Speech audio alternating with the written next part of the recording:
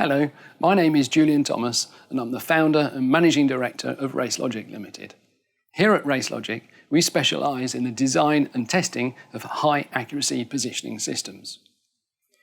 We sell our VBox GPS data logger into the automotive market for the testing of new vehicles on test tracks.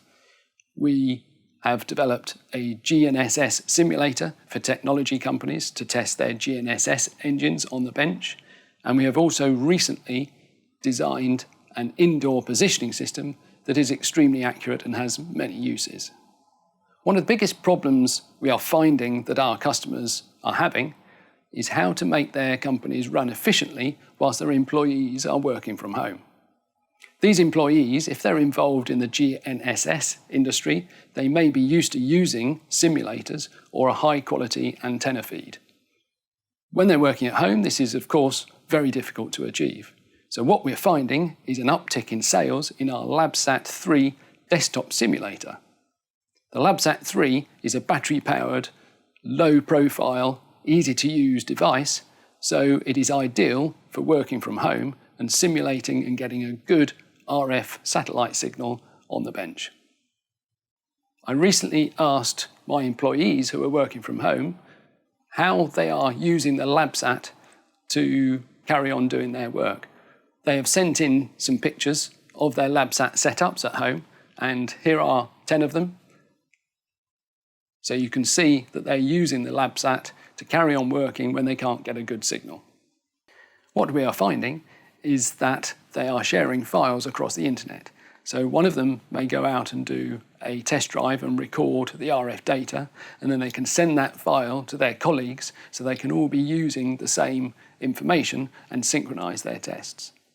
Another way is that they are using the real-time functionality. So if they need to use the current time and date, they can use the SatGen software to generate a real-time scenario and stream that into a LabSat. We've been working hard to optimize the way SatGen works with the latest breed of high-performance processors from Intel and from AMD.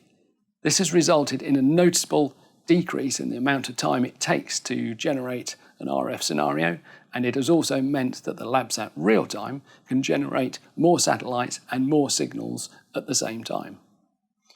As an example, if you are creating a 10-minute scenario offline, it now takes less than 3 minutes to create that.